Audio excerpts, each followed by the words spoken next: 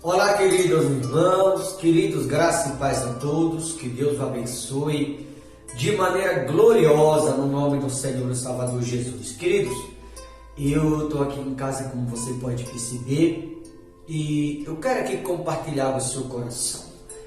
De início, eu quero começar com uma pergunta ou uma indagação. O que é ser crente para você? Você vai dizer assim, pastor, por que o senhor está fazendo essa pergunta? Porque hoje em dia, inclusive, no nosso país chamado Brasil, ser crente é algo que está caindo de moda. Todo mundo acha que é crente e isso é algo perigoso, queridos irmãos, porque com relação ao ser crente, a palavra crente vem de crer.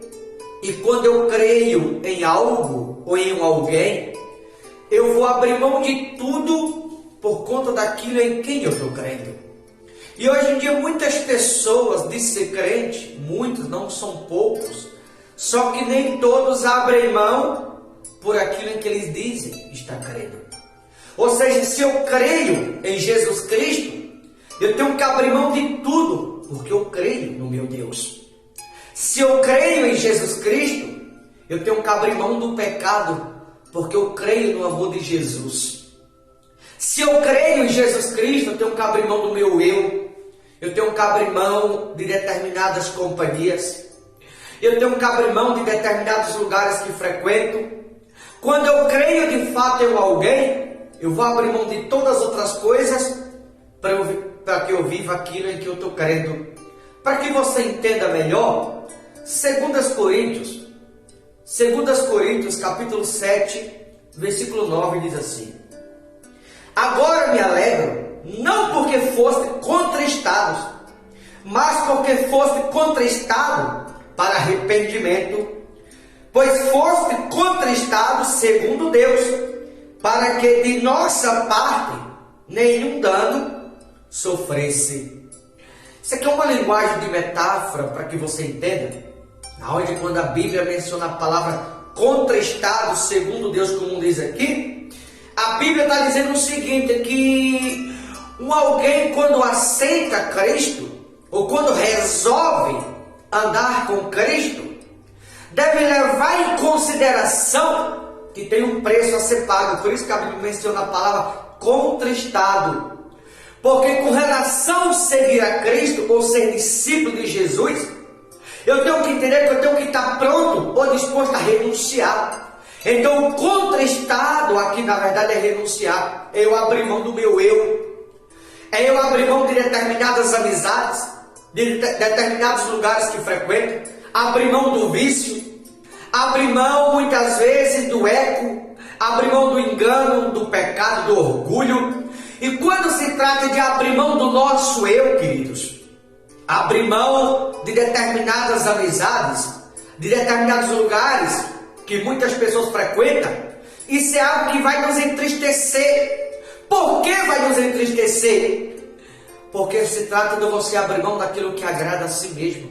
Se trata de abrir mão daquilo que aparentemente alimenta a carne.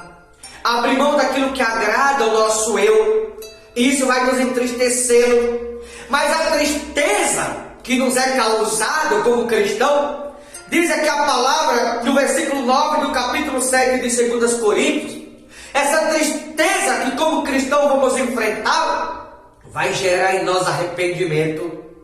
E esse arrependimento que o Evangelho de Jesus vai gerar em cada um de nós, vai nos levar à salvação.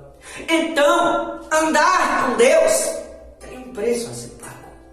Andar com Deus deve levar-se em consideração que devemos pagar o preço da renúncia. E é o preço da renúncia que vai nos entristecer. Porque há muita coisa que devemos abrir mão. Há muita coisa que devemos renunciá-la. E tem coisas que para renunciá-la vai nos entristecer, vai nos contristar, vai nos colocar para baixo muitas vezes. Porque são coisas que aparentemente falando agrada a carne. São coisas que alimentam a nossa carne. São coisas que fisicamente falando parece bom, só que na verdade é ruim. E são essas coisas que devemos abrir mão, para que assim possamos chegar ao arrependimento, para que através do arrependimento possamos assim alcançar a salvação em Cristo. Então, andar com Jesus, devemos levar em conta que tem um preço a ser pago. E esse preço que tem que ser pago é o preço da renúncia. Pois quando renunciamos, vamos estar contristando a nós mesmos, trazendo tristeza para a nossa pessoa humana, por renunciar a determinadas coisas. Porém, essa tristeza que na pessoa humana vai ser causada, vai gerar em nós mesmos arrependimento. E esse arrependimento que vai ser gerado em cada um de nós, por renunciar, através desse arrependimento vai nos levar à salvação. Então, andar com Jesus, tem um membro aqui do Ministério Semente da Fé chamado Leandro, até brinco com ele. Eu costumo dizer que temos que todos os dias matar um leão e deixar outro para outro dia. E ele diz: pastor, tem que matar 2 por dia, às vezes até mais que isso. E é uma realidade. Por quê? Porque tem que pagar o preço, tem que gemer. Quando a Bíblia menciona a palavra contristá-lo, segundo Deus, é o próprio Deus permite estar se falando da renúncia. Essa renúncia nos leva ao arrependimento, e o arrependimento nos leva à salvação. Olha o versículo 10. Porque a tristeza segundo Deus, observa, a tristeza segundo Deus, produz arrependimento para a salvação, que a ninguém traz pesar, mas a tristeza do mundo produz morte. Ou seja, a tristeza ou contristar-se na pessoa humana segundo Deus traz arrependimento, e consequentemente o arrependimento nos leva à salvação.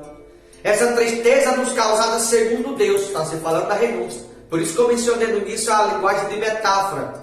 Não é que o Evangelho nos entristece, não é que o Evangelho nos causa tristeza, porque quando se trata do Evangelho, a Bíblia diz que o reino do céu não é comida nem bebida, mas alegria, justiça e paz no Espírito Santo. Então o Evangelho não causa tristeza, o Evangelho liberta. Mas com relação a libertar, ou contristar, ou entristecer, é da renúncia que a Bíblia está falando. E quando a Bíblia fala da renúncia, ou contristar segundo Deus, essa tristeza que o Evangelho vai nos propor por termos que renunciar, vai gerar arrependimento em nós, e o arrependimento nos leva à salvação. Então a tristeza segundo Deus que nos é causada por meio do Evangelho gera em nós arrependimento, o arrependimento nos leva à salvação. Esse é o contristar que a palavra de Deus está nos propondo. Agora, a tristeza que nos é causada pelo mundo, diz aqui no final do versículo 10, vai nos levar à morte. Ou seja, a tristeza segundo Deus gera em nós arrependimento, o arrependimento nos leva à salvação.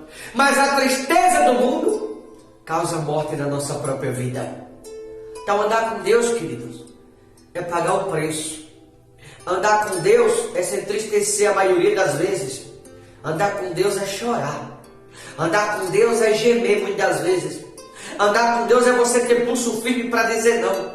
Ter pulso firme para dizer não para si, dizer não para as pessoas, dizer não para a família, dizer não para o seu eu, dizer não para a natureza humana. Andar com Deus é ter pulso firme para você dominar a sua natureza humana, dominar o seu eu, e não deixar ser dominado. Andar com Deus é isso.